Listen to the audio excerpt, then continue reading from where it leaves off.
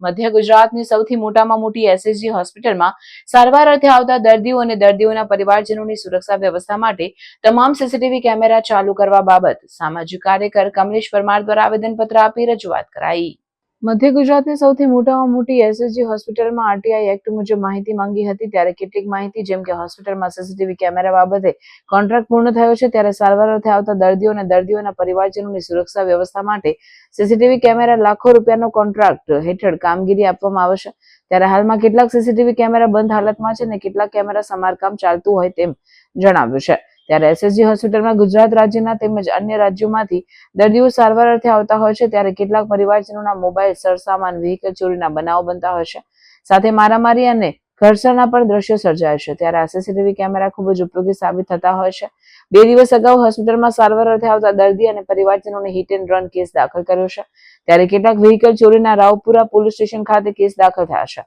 હોસ્પિટલમાં આજ દિન સુધીમાં 289 અરજીઓ આવી છે, ત્યારે હોસ્પિટલમાં સીસીટીવી કેમેરા કુલ ટોટલ 611 કેમેરા માટે કોન્ટ્રાક્ટ હેઠળ આપવામાં આવે છે, તેમાંથી હાલ 508 કેમેરા કાર્યરત છે, ત્યારે 91 જેટલા કેમેરા બંધ હાલતમાં છે, સાથે જ 12 કેમેરા હોસ્પિટલમાં સમારકામ ચાલતું હોવાથી કાઢી લેવામાં આવ્યા છે। ત્યારે તાત્કાલિક ધોરણે નાગરિકોની સુરક્ષા વ્યવસ્થાને ધ્યાનમાં રાખીને આવા કોન્ટ્રાક્ટરની ગંભીર બેદરકારીઓ બાબતે આજરોજ કમલેશ પરમાર દ્વારા આવેદનપત્ર આપી રજૂઆત કરવામાં આવી હતી।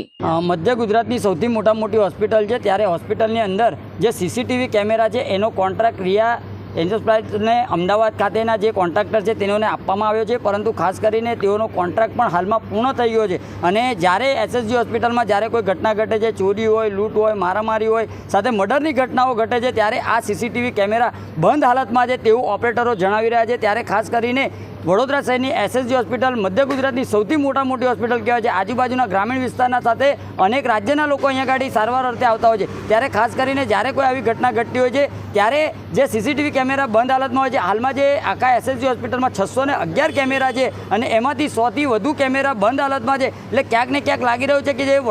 નાગરિકોની સુરક્ષાને ધ્યાનમાં લેવામાં આવતી નથી। ત્યારે અમારી ખાસ માંગણી સુપ્રિન્ટેન્ડન્ટ પાસે એ જ છે કે જે સીસીટીવી કેમેરા માટેનો જે કોન્ટ્રાક્ટ આપવામાં આવ્યો છે, આ 36 લાખ રૂપિયા જેવી માતબર રકમનો કોન્ટ્રાક્ટ આપવામાં આવે છે અને એના મેન્ટેનન્સ પાછળ 24 લાખ રૂપિયા જેવો મોટો ખર્ચ બતાવવામાં આવે છે, એટલે ક્યાંક ને ક્યાંક લાગી રહ્યું છે કે કેમેરા પાછળ જે મસ્ત મોટા પાયે ભ્રષ્ટાચાર થતો હોય છે અને કોન્ટ્રાક્ટરને ક્યાંક ને ક્યાંક રીતે ફાયદો કરવાનો આ એક ષડયંત્ર હોય એવું પણ લાગી રહ્યું છે। ત્યારે અમારી ખાસ માંગણીના લાગણી એક જ છે કે એસએસજી હોસ્પિટલ જ્યારે આટલી મોટી હોસ્પિટલ હોય તો જાતે પોતે સંચાલન કરે આ સીસીટીવી કેમેરાનું, અને 2 ઓપરેટર રાખ્યા છે, એ 2 ઓપરેટરની જગ્યાએ હું તો કહું છું 10 ઓપરેટર રાખી અને આ સીસીટીવી કેમેરા કાર્યરત કરવામાં આવે, જેથી કરીને એસએસજી હોસ્પિટલમાં જ્યારે અવારનવાર આવી ઘટનાઓ ઘટતી હોય છે ત્યારે આ પોલીસ મિત્રો હોય, સાથે સાથે તમામ લોકોને આ ફૂટેજ ખૂબ જ ઉપયોગી સાબિત થતા હોય છે। એટલે અમારી માંગણીને અમારી લાગણી એક જ છે કે વહેલામાં વહેલી તકે આ કોન્ટ્રાક્ટરને બ્લેકલિસ્ટ કરી અને જાતે સંચાલન કરવામાં આવે તેવી માંગ સાથે આજે રજૂઆત કરવા માટે આવ્યા હતા।